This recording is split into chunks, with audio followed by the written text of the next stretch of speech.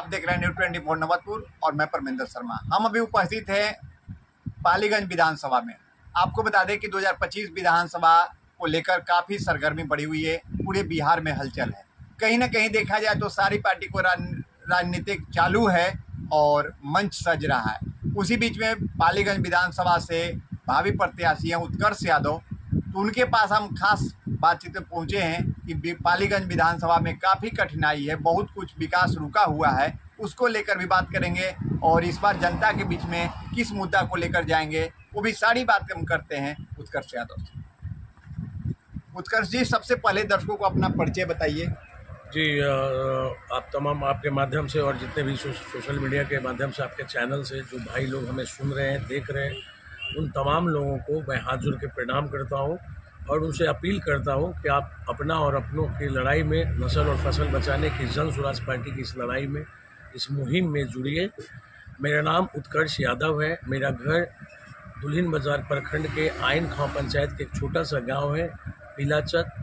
वहाँ के हम रहने वाले। मेरे पिताजी एक छोटे से किसान हैं और हमारा जो शिक्षा दीक्षा पढ़ाई लिखाई जो हुआ है दिल्ली विश्वविद्यालय से और दिल्ली के ही जवाहरलाल नेहरू विश्वविद्यालय से, उसके बाद जयप्रकाश नारायण विश्वविद्यालय से, और हमने पॉलिटिकल साइंस में पढ़ाई किया है स्वामी विवेकानंद विश्वविद्यालय से। उसके पहले पिछले 18 सालों से सामाजिक रूप से, राजनीतिक रूप से सक्रिय रहा है। मैं कांग्रेस का जो स्टूडेंट विंग था NSUI के, यूथ कांग्रेस की, और कांग्रेस के कई महत्वपूर्ण पदों पे रहा। उसके बाद इंडिया अलायंस के लिए रिसर्च टीम में रहा और इसमें भी कई महत्वपूर्ण पदों पे रहा और काम किया है। उसके साथ ही प्रशांत जी का जो विचार था, विचारधारा था, और लोगों को जो एक अपना बदलाव के लिए और अपना और अपनों के हक को बुलंद करने के लिए जो था, उस मुहिम में हमने शामिल हुआ और सारे चीज़ सोच समझ के मुझे लगा कि जन स्वराज का जो विचारधारा है, प्रशांत किशोर जी का जो विचारधारा है, गांव-गांव तक, आम जनों तक, युवाओं तक, लोगों तक पहुंचाएं। क्योंकि देखिए, जीवन में कभी एक मौका मिलता है कुछ करने के लिए, और प्रशांत जी ने पूरे बिहार के युवाओं से अपील किया है कि इस मुहिम में जुड़ा और उसी मुहिम में हम जुड़े। उत्कर्ष जी, आपका नाम बिल्कुल सही है कि आपने जन स्वराज से जुड़ा और आप भावी प्रत्याशी के रूप में भी आए हैं, लेकिन देखा जाए तो पालीगंज विधानसभा में ऑलरेडी माले CPI-ML से सिद्धार्थ सौरभ जीते हुए हैं, संदीप सौरभ। तो सबसे पहला ये होता है कि जो जीते हुए प्रत्याशी है उनको हराना, ये भी बहुत बड़ा कड़ा मुकाबला होता है। तो आप पहली बार इस विधानसभा में रणनीति में आए हैं, तो आखिर कैसे कवर पाइएगा उनको? देखिए भैया, सबसे पहले तो मैं बता दूं आपको कि पालीगंज हमारा घर है और यहाँ के हम लोकल है। हमारा लालन पालन जो हुआ है, हमारे परिवार के लोग, हमारे रिश्तेदार, सारे लोग पालीगंज के ही हैं। और पालीगंज मेरे लिए नया चीज़ नहीं है।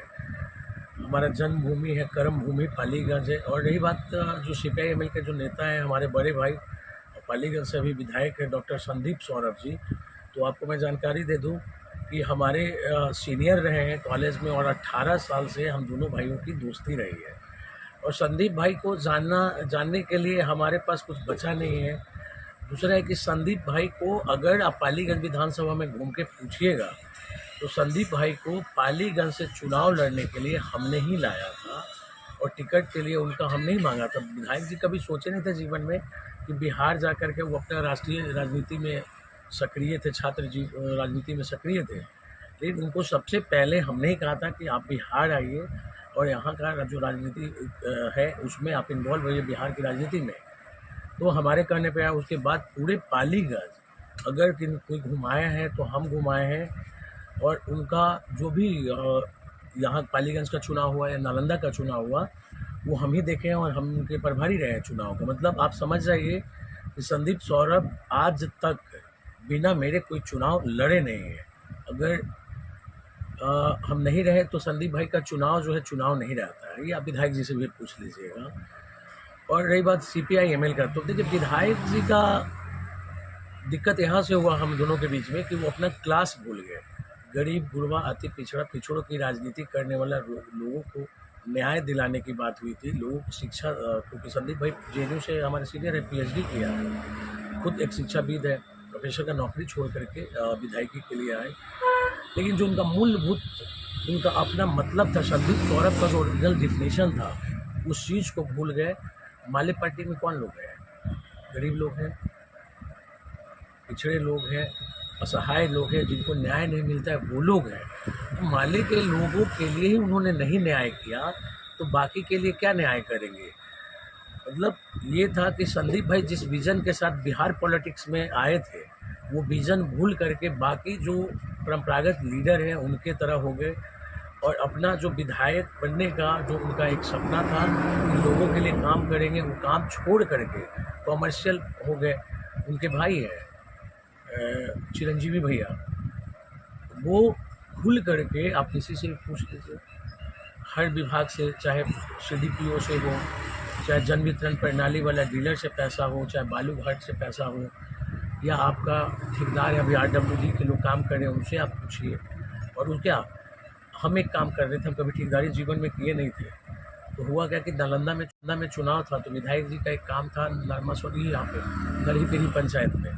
तो हुआ क्या कि वहाँ पे थोड़ा समस्या आ रहा था काम करने में, जो 4 ठेकेदार चेंज हुए, तो हमको बोले कि उत्कर्ष तुम जाके करवा दो। वो काम हम कराए, उसमें भी 35% कमीशन, मतलब हमसे जब ले लिए तो अब बाकियों का तो बात ही छोड़ दीजिए। तो इन तमाम चीज़ों के साथ साथ जो उन्होंने वादा किया था, कहा था क्षेत्र में घूम करके, और उस सभा में हम भी थे, विधायक जी ने कहा था कि हर 3 महीने पे आपके गांव में, आपके पंचायत में हम आएंगे और इसी प्रकार से जनसभा करके, और जो विधायक के अधिकार क्षेत्र में वो काम तो हम करेंगे ही करेंगे, लेकिन अधिकार क्षेत्र से बाहर का जो चीज़ है, सड़क से सदन तक हम लड़ाई लड़ेंगे। लेकिन आप विधायक जी से पालीगंज पूछ लीजिए, कितने गाँवों में घूमे हैं वो, कितने लोगों से मिले हैं। वो तो 2 महीना में चुनाव में मिल लिए थे, उतना तो ये 5 साल में, 5 साल होने वाला है, उसमें में नहीं मिले। उसके बाद उन्होंने छात्रों के लिए कहा था कि हर 3 पंचायत पे एक हम लाइब्रेरी बनाएंगे, इसलिए कि हम और विधायक जी लाइब्रेरी के प्रोडक्ट रहे हैं। तो उनका था कि सेल्फ स्टडी के लिए हर 3 पंचायत पे एक लाइब्रेरी बनाएंगे, जिसमें उन्हीं के पार्टी के भाकपा माले के लिबरेशन के ही बड़े नेता सुदामा प्रसाद जी उस बोर्ड का, लाइब्रेरी एसोसिएशन जो है बिहार सरकार की, उस बोर्ड का अध्यक्ष है, और संदीप भाई लाड़ी मेंबर है। और आप देखो कि आज 4 साल, मतलब चुनाव आगे 5 साल ही मानिए इसको, अभी तक एक भी पंचायत में लाइब्रेरी बना, सिर्फ एक लाइब्रेरी बना रहे विधायक जी पालीगंज अनुमंडल कार्यालय के पास, वो भी कंप्लीट नहीं हुआ। दूसरा बात, जितना उन्होंने वादा किया था, हम लोगों ने उनको इसलिए लाया था, बिना पैसा के लोगों ने घर से अपने से लोग एनर्जी एफर्ट लगा करके, पैसा लगा करके, और विधायक जी को विधायक बनाया, संदीप भाई को। लेकिन विधायक जी जो लोग मदद किए उसको भी पहचान नहीं रहे हैं। अभी उनसे गांव पूछ लीजिएगा पूरा, तो कभी होगा, आप इंटरव्यू लीजिएगा तो लगातार उनसे जो पंचायत है हमारे यहाँ 39 पंचायत, उसका नाम पूछ लीजिए। RJD के जो लोग थे, सपोर्ट किया था निस्वार्थ भाव से, उन लीडरों का नाम पूछ लीजिए। 500-700 कम से कम उनका कोर कमेटी में जो यूथ था, उन लड़कों का नाम पूछ लीजिए, विधायक जी नहीं बताएंगे। विधायक जी हो गए, देखिए कॉमर्शियल हो गए, बाकी विधायकों की तरह अपना एथिक्स भुला गए, जो एक पॉलिटिशियन, एक लीडर का मतलब होता था। और हमने सोशल मीडिया पे लिखा भी है कि जब उनसे हम छोड़े थे, देखिए कोई छोड़ना नहीं चाहता है किसी को, इतना पुराना दोस्ती है, छोड़ना नहीं चाहता है। लेकिन हमने बोला कि भले हम अलग अलग माँ के कोख से पैदा हुए, ये अलग बात है, लेकिन हम भाई थे। और हमारे बीच और विधायक जी के बाद अभी तक हमारे बीच कभी तू मैं नहीं, ना हमने भैया के खिलाफ बोला और ना विधायक जी बोले।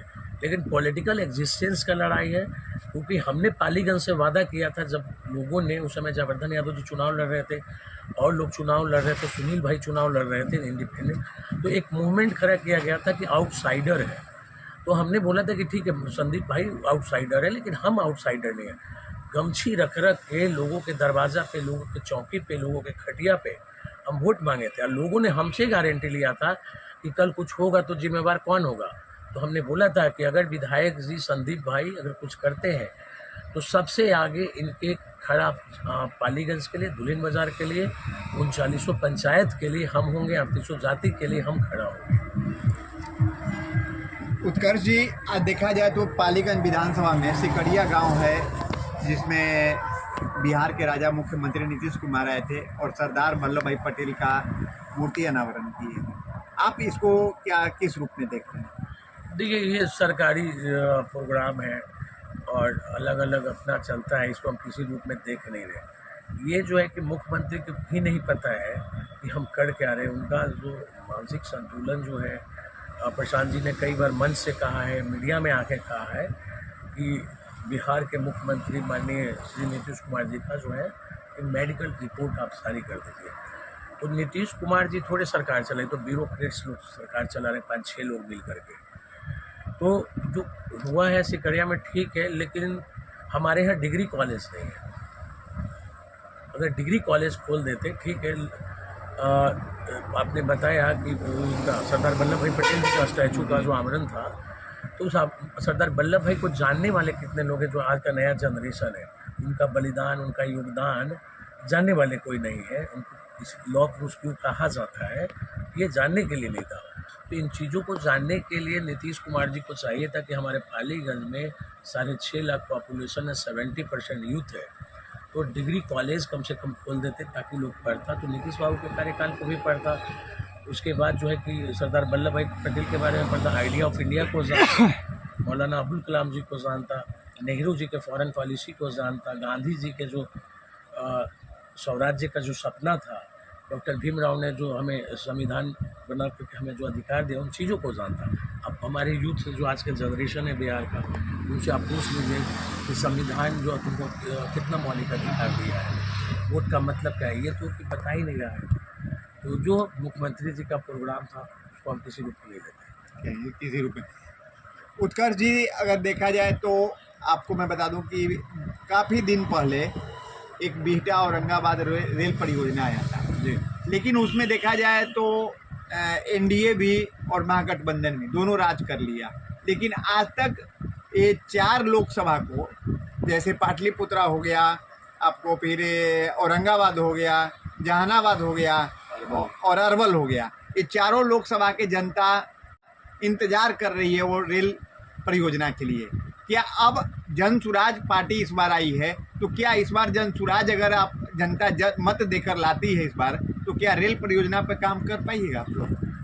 एकदम जो समाज प्रशांत जी ने कहा है और जन सुराज ने कहा है और हम भी कह रहे हैं कि ये न प्रशांत जी की पार्टी है, न हमारी पार्टी है, और न प्रशांत किशोर चुनाव लड़ रहे हैं, न हम चुनाव लड़ रहे हैं। चुनाव आम बिहार के लोग लड़ रहे हैं, और एक नेता का नैतिक दायित्व तो बनता है कि समाज के बेहतर निर्माण के लिए जिस चीज़ का रिक्वायरमेंट हो, उस चीज़ को सदन में आप उठाइए और उस चीज़ को सरकार मानेगी, और उनको ग्राउंड जीरो पे आपको उतरवा के लाना आपका नैतिक दायित्व तो बनता है।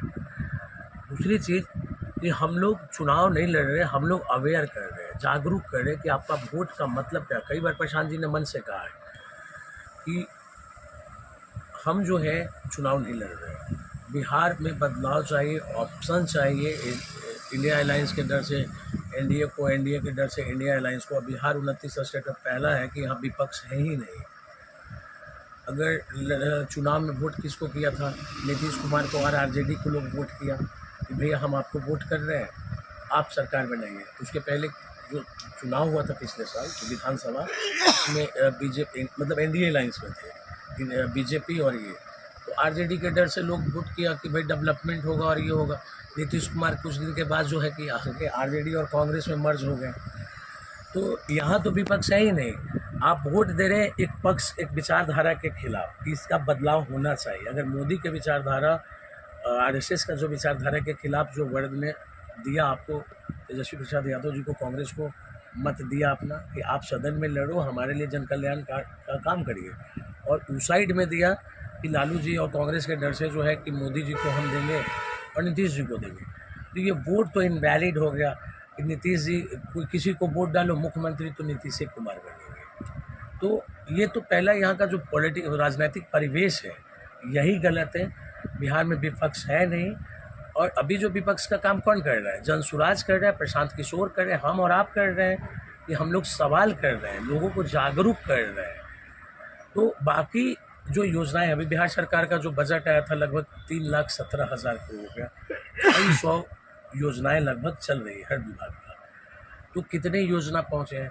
तो हमारा प्राथमिकता रहेगा, जो हमारा मैनिफेस्टो है उसके साथ साथ, कि भाई जो सरकार द्वारा जनता के जन कल्याणकारी योजनाएं चला रही है आम लोगों तक पहुंचाए। तभी तो हमारे यहाँ हमारे झंडा में या हमारे बैनर में 2 लोगों का फोटो देखा होगा, एक महात्मा गांधी जी का और एक बाबा भीमराव अम्बेडकर का इसलिए कि संविधान ने जो आम जनता को अधिकार दिया है उसको हम लोग वहाँ तक पहुँचाएं। उसका मतलब आप समझिए, गांधी जी ने कहा है स्वराज्य का कि समाज के सबसे पिछड़े पायदान पर जो खड़ा व्यक्ति है, जब तक उन तक आपका योजना आपके चीज़ें नहीं पहुँच जाती तब समाज का विकास नहीं होगा।